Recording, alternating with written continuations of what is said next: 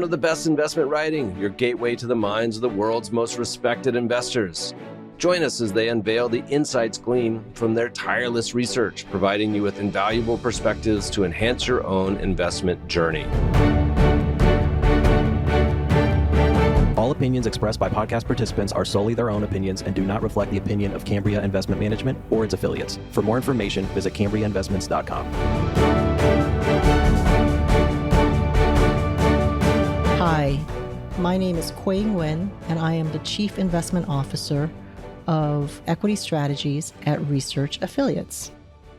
Research Affiliates is a globally recognized investment manager and industry leader in smart beta, factor investing, and asset allocation.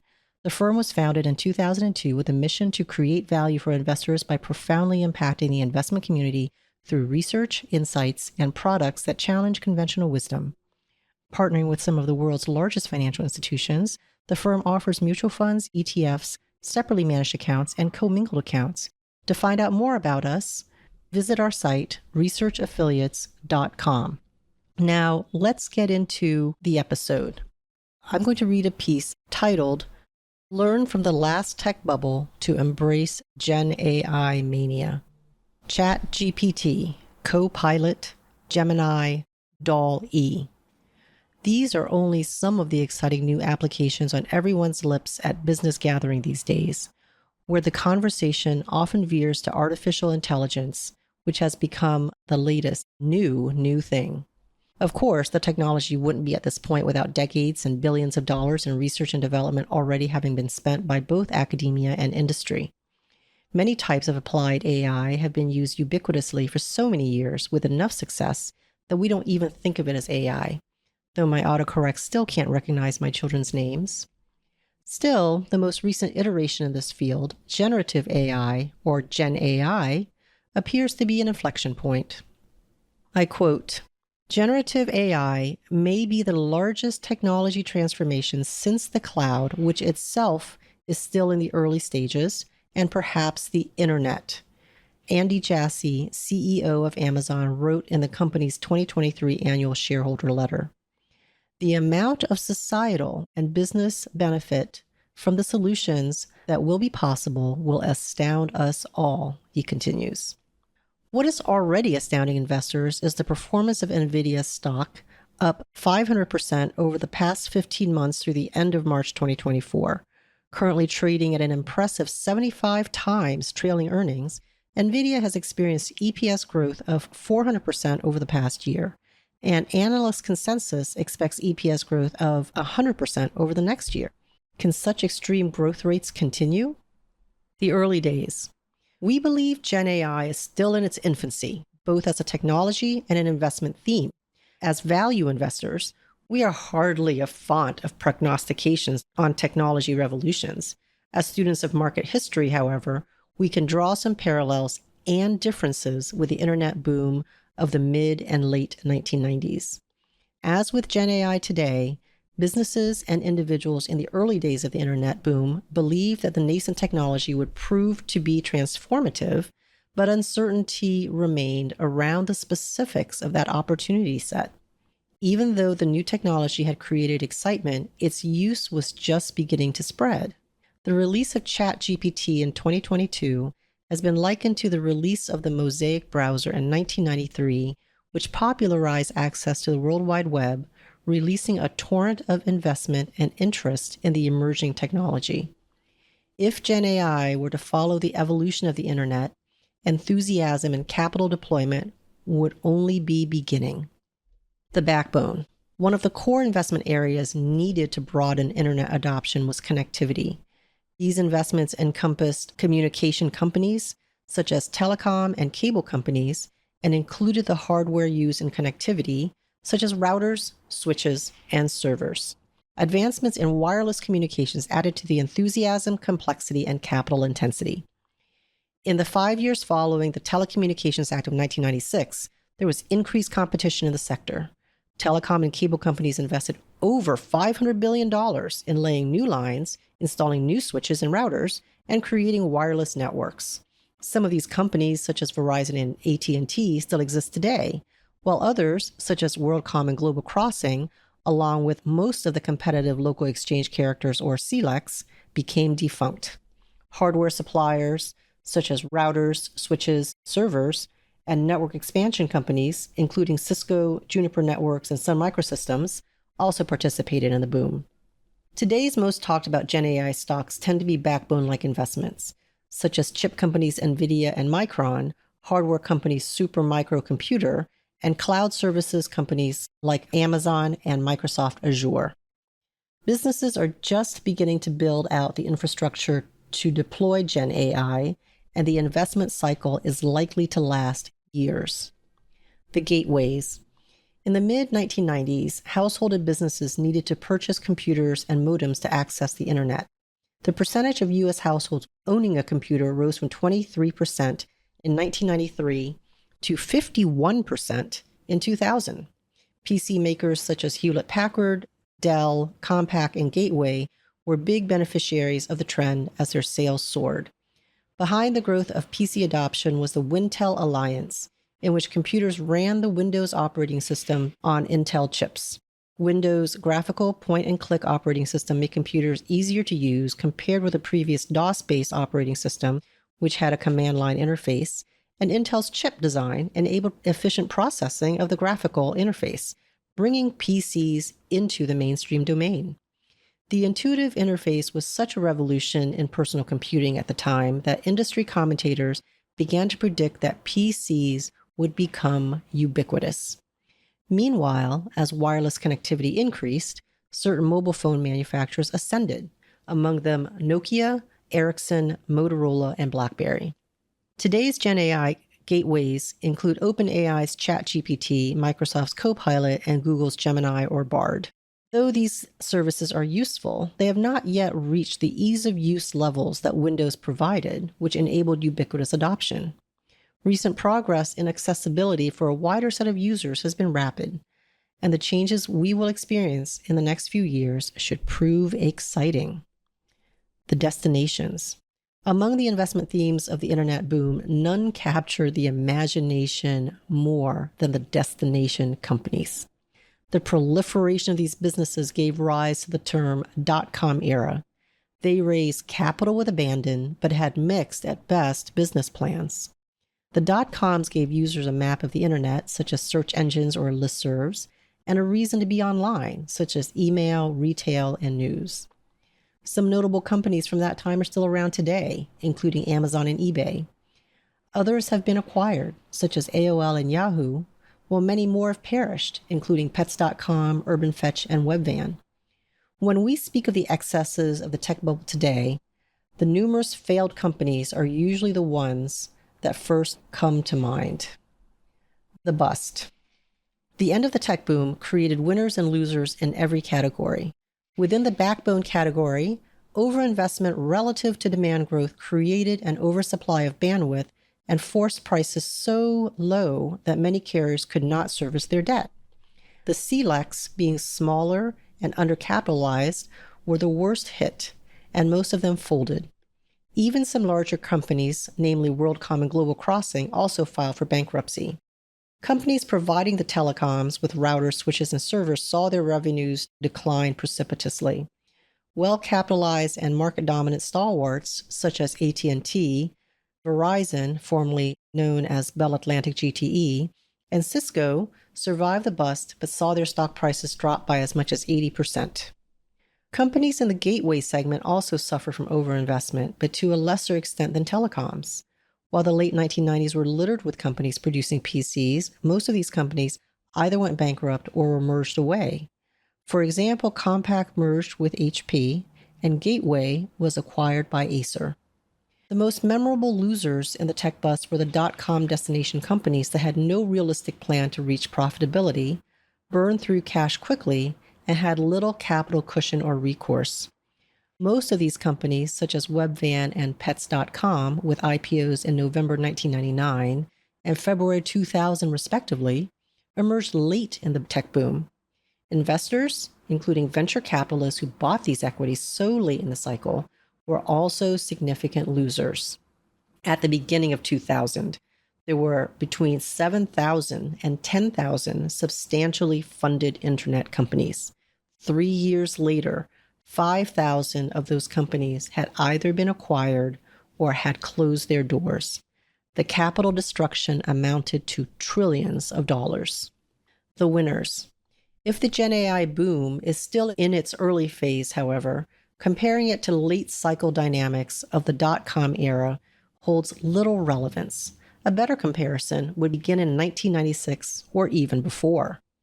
Within each category, some companies have gone on after the bust to greater heights, though not uniformly. The starkest difference is in the fortunes of Microsoft and Intel, which developed the much vaunted Wintel partnership. The table shows their relative market cap and total returns over time. While Microsoft has retained and even expanded its market leadership, Intel has struggled to maintain its prominence. Both companies survived the tech bust, but Microsoft today is a big, thriving winner, though not without some missteps along the way, such as Zune, Vista, and Bing, whereas Intel's fortunes have meandered. Another example of this contrast is in the backbone segment. Although the early aughts were a wasteland for stock price performance, the surviving companies have delivered positive performance to investors over the longer term. In the case of Cisco, an investor who bought the stock at the end of 1996, in the early days of internet adoption, would have realized a very reasonable 9% compounded return through March 2024. AT&T and Verizon would have delivered 4.8% and 5.5% respectively. Even Juniper Networks, which had its IPO in mid-1999 at the height of the bubble, would still have delivered positive returns over the next 25 years. Within the destinations category, winners include Amazon and eBay. Comparing these companies, Amazon's dominance relative to eBay is clear. While eBay has largely stuck to its roots as a marketplace for buyers and sellers of goods, Amazon has morphed from a seller of books to a third-party marketplace, a payments processor, a cloud services provider, and a video streaming service, to name a few of the businesses. Amazon's valuation has been less dependent on its retail operations than its cloud business for a number of years. Switching from a focus on the companies that dominated at the height of the tech boom, the story gets more interesting when we consider 3 of the most dominant companies of the tech ecosystem today. Alphabet did not go public until after the internet boom, and Meta wasn't founded until 2004, going public in 2012. Apple existed during the bubble, but was a dark horse. Apple has the most impressive and unlikely story. Not only was the company considered and also ran to the main internet darlings during the bubble, but it nearly went bankrupt in the 1990s. At the bubble peak in 2000, Apple, Amazon, and eBay all had similar market caps. Today, Apple's market cap is 40% larger than Amazon's and 96 times larger than eBay's. In various ways, the ultimate success of today's giants depended heavily on the results of the internet boom. While the tech bust destroyed capital, the investments made during the boom in communications, chips, software, and hardware allowed companies to build newer and more innovative applications and businesses. Apple's iPhone, for example, would not have been possible without the investment in mobile communications infrastructure. These investments and new products have also accrued to the benefit of society. The lower price of broadband makes high-speed internet and mobile communications affordable to a wider audience, enhancing productivity and convenience for all of us. Lessons learned. Number 1, capital discipline is paramount. Fundamentals ultimately matter. The worst failures of the internet boom were the companies that could not finance their own growth and had no tangible plans to earn a return on capital. Not all financially strong companies had an easy time in the bust, but these companies at least survived and delivered some value to their shareholders over time. Capital discipline is also necessary not just for corporations, but also for investors. Those who invested in profitable, well-capitalized tech companies in 1996 fared well over the long term. Those who piled into speculative companies at the height of the mania while eschewing old economy stocks often experienced significant losses.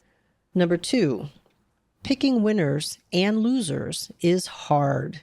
Better to own a diversified portfolio. With hindsight, picking winners looks easy. Even once seemingly invincible companies, such as Intel, can falter, and some of the biggest winners of the internet revolution only emerged later. Likewise, picking losers is difficult, as technology and its use evolve in unexpected ways. For example, while some prognosticators predicted the end of using office paper, the spread of personal computing and printing peripherals actually increased paper use for many years.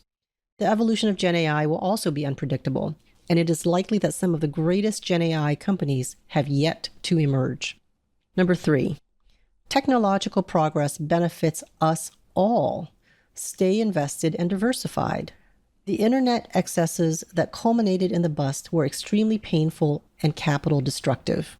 Despite the massive misallocation of much capital, some of that capital built useful networks, software, and databases, creating a framework to launch great businesses and increase productivity. While dot-com companies were once seen as niche businesses, every company now has a website. Households enjoy the convenience of online shopping from a myriad of companies. Zoom would not have been possible without prior broadband investment. Reflecting these broad qualitative benefits, investors who had investment discipline also gained. The table shows the performance of 3 broad U.S. equity indexes over the past quarter century. The S&P 500 is broadly diversified across 11 sectors, holding some of the largest U.S. companies weighted by their market capitalization. As the price mania and internet companies unfolded, the S&P became more exposed to tech stocks in the early 2000s. The NASDAQ 100 is more tech-heavy than the S&P, and its increase in exposure to internet themes was even greater than that of the S&P at the tech boom peak. RAFI U.S. Fundamental Index owns almost all the companies in the S&P 500 and the NASDAQ 100, but weights these stocks by their fundamentals rather than mania-induced prices. An investor who allocated capital early in the internet boom at the end of 1996 would have achieved double-digit returns with the RAFI strategy and NASDAQ 100 over the next 27 years. Had the same investor allocated at the peak of the bubble in March 2000, returns would have been lower, but would still be good, particularly for RAFI U.S. investors, because that index did not get as over-allocated to tech in 2000. The only investor to suffer significant capital loss was the one who piled in at the peak and sold out over the next 18 months. Even then, a RAFI U.S. investor would have suffered a much smaller drawdown. In the long run, productivity benefits of the internet boom have benefited businesses and investors far beyond the tech sector. A note of caution. As optimistic as we are about the potential of GenAI, we would not be acting responsibly if we failed to point out some challenges the new technology could face. The main challenges are carbon intensity, regulation, and deglobalization. First, large language models that read and process thousands of documents in seconds consume large amounts of energy. As use of these models spreads, the competition for energy resources could drive prices to a level that makes certain GenAI activities uneconomic. Additionally, as governments and companies increasingly commit to environmental goals, would society continue to allocate resources towards GenAI? Could GenAI continue to grow without cheap computing power, which increasingly means cheap energy? Secondly, new technologies always spawn some level of fear and distrust. While the internet emerged during a time of deregulation, the tech bust and great financial crisis curtailed that ethos. Today, our society is more amenable to reining in large tech and new tech. Already, copyright challenges are putting limits on the amount or types of information that GenAI models can use. Regulation could emerge in other areas as well, including privacy, safety, and discrimination. Can the cost of adaptation be overcome?